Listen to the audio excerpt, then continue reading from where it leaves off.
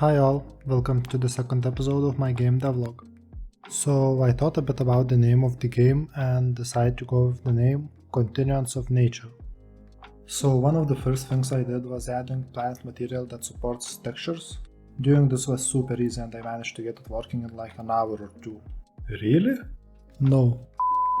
First thing I tackled was assigning materials by height. For that I created 4 variables, height 0, height 1, height 2 and height 3. Using these we take the position of planet core and the position of fragment or vertex. You have no idea what you're doing, right? Anyways, we take the position of planet core and the position of fragment and get distance between them. If that distance is lower than height 0, we use texture meant for height 0. If it's lower than height 1, we use texture meant for height 1, and so on. And if it's higher than height 3, we use texture for height 4, and this gives us 5 different heights. So now we have quite ugly looking planet with different textures per height. To make it a bit nicer, we need to blend between textures at the edges of different heights. For that we take higher height, so if our current height is height 1, we take height 2 and subtract current position from it. When we divide the result from transition distance, which we can freely choose, and clamp the result to values from 0 to 1, this gives us blend opacity between current height texture and higher height texture. As we want blend to be a little bit more even, we also take lower height and subtract it from the current position. Then again divide it from transition distance and clamp the results. This gives us opacity between current height texture and lower height texture. So now we assign these opacities and then mix their results with one another using fixed opacity of 0.5, and voila! This looks quite nice now, so we can move to the second part, assigning textures based on the terrain steepness. I decided to disable the current height based texture assignment to work with steepness based assignment for now and get them working together later. This should not be too hard, right? I went with 2 steepness levels for now, as combining them with 5 heights will give us 10 different textures, and I decided it should be enough. It shouldn't be too hard to add more later if there will be a need for that. To know which steepness to use for each fragment, we simply take the position of the planet core and subtract it from normalized position of the fragment. This gives us the direction from planet core to the fragment. When we take normal vector of that fragment, normalize it and get a dot product between it and the previously calculated direction. By doing this we are getting the value from -1 to 1. 1 meaning that the surface is completely flat and its normal is facing the exact same direction as the direction from planet center to the fragment. 0 meaning that the surface is perpendicular to the direction from planet center to the fragment, meaning it's as steep as it can get.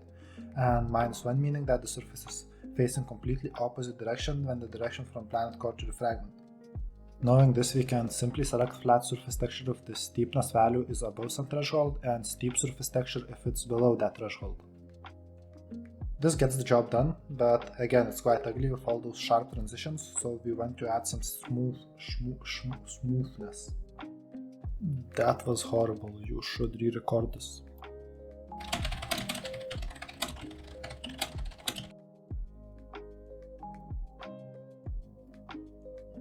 To add some smoothness, we take steepness of the current fragment and subtract our steepness threshold. When we divide the result from our chosen transition steepness value subtracted from 0, if our current steepness value represents flat surface, or from our chosen transition steepness if it represents steep surface. We clamp the results to range from 0 to 1, and we can use this value to get opacity between current steepness texture and opposite steepness texture. This gives us nice looking texture assignment by steepness. Now we want to combine texture assignment by steepness with texture assignment by height. To do that, I made it so my shader would accept the texture array as input. This texture array contains texture sorted by steepness and then by height. So we have all flat textures from lowest height to highest height, and then we have all steep textures from lowest height to highest height. To be able to use them with triplanar node, which we use to project textures without bothering to generate UV maps, we need to modify it a bit to take texture array and index of the texture instead of simply taking the texture. This is not very hard, as we can simply take sample code from Unity shader graph documentation and change the sampler from texture 2D to texture 2D array and add input for index. Then we simply blend the results and it's done. Alright, this doesn't look good, let's try something else. So after 3 days of trying, I got it working pretty well. However, there's still some edge case scenarios where there's hard edges. These appear at the places where we have small area of different steepness at the edge of subspecific height. However, as this issue is quite rare, I decide to leave it as is. So you're too stupid to fix that? No, I just think it's barely noticeable. Anyways, after planet material was looking kinda nice, I moved on to fix our issue, flying islands. While Sabastian and Lague addressed this issue by using AI to generate explanation to why they exist, I decided I want to get rid of it. I decided to go with a very simple algorithm. Basically, we get all planet points data from GPU using simple compute shader I quickly wrote. Wow, you wrote compute shader yourself? I sure did. Anyways, once we have all planet points values on our CPU, we simply scan them from center outwards. So basically take center point and do 6 scans. From center up, from center down, from center forward, from center back, from center left, and from center right. Points that are close enough to planet center are always considered as connected to the ground. If point is farther away from planet center, we check if point below it in the direction this point is being scanned from is connected to any point already marked as connected. If yes, and this point represents solid material, we mark it as connected, else we simply do nothing. We repeat this outward scan twice as to catch edge case scenarios of glyphs and similar structures. After that, we do one inward scan from outside towards center to handle hanging cliffs and similar structures. All this works pretty well and removes majority of floating islands without ruining the shape of the planet itself. There may be some edge case scenarios that I didn't catch yet, and some I decide are unlikely enough to be ignored for performance reasons, but for now it seems everything is going great.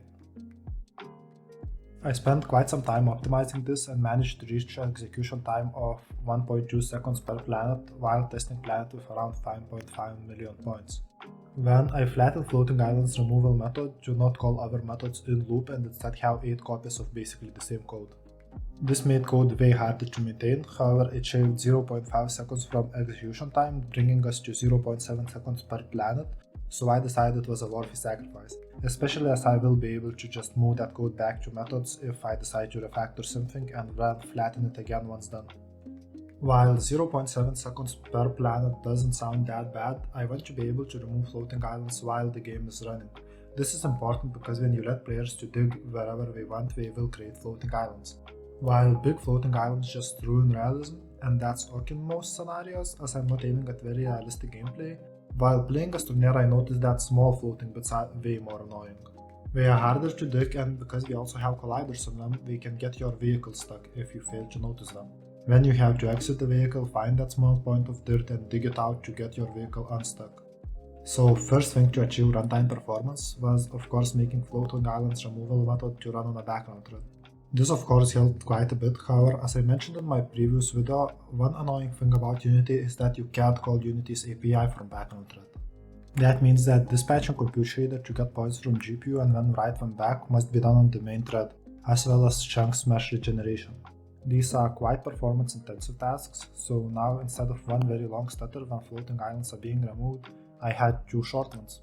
To counter that, I updated my compute shader to move data from GPU to CPU only one chunk at a time. This way I was able to spread data moving through multiple frames, leading to less stuttering. Also, I made it so only chunks that changed since last floating islands removal run would be loaded from GPU. As for moving data back, I made so only points that were affected, where parts of floating island would be moved back to GPU. Also, I made it so only affected chunks would be regenerated and their regeneration would also be spread through multiple frames. Additionally, I constrained maximum numbers of points being removed at once to 200. This was done less for performance reasons but more for aesthetics, as I didn't want massive floating islands to disappear instantly. I made it so floating island remover would only run every 2 seconds and it will skip run if planet wasn't changed since the last run.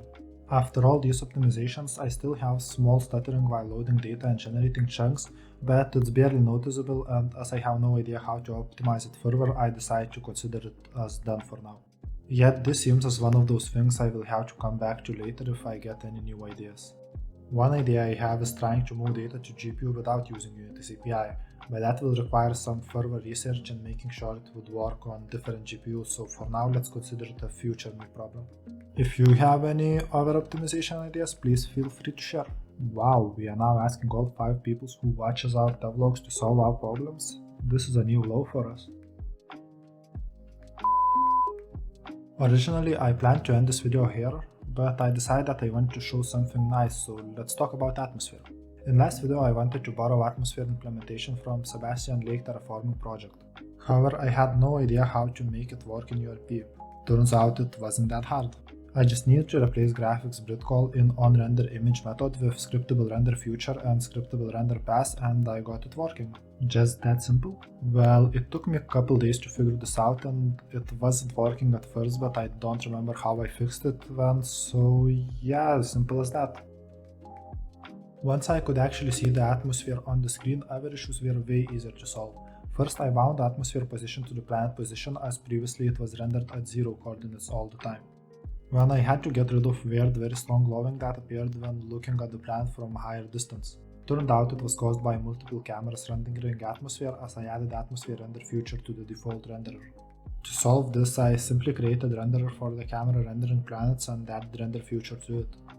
After that, I encountered another huge issue. It seemed that atmosphere was fading from atmosphere color to black, while I wanted it to fade from atmosphere to skybox. While solving this took me quite a lot of time, the solution wasn't that complicated and was basically updating atmosphere shader calculate light method to blend between original color and in scattered light, as Sabastian Lague did in his original atmospheric scattering video. After all the important issues were resolved, I still had one weird issue: this weird circle that covers the sun. While I'm not planning to keep using this fake sun rendering, it still caught my curiosity and I decided to spend a few minutes to investigate it. Few minutes? So you didn't spend like 6 hours on this? Of course no, that would be crazy! Anyways, I still have no idea what's happening here, but the issue seems to be caused by my camera render distance. Slightly changing it seems to solve the issue. And here's the result. So let's end it here, as I don't really have anything else done for now. Currently I'm working with cloud system and hopefully we'll get that and some more stuff done before the next devlog. Thank you for watching and see ya!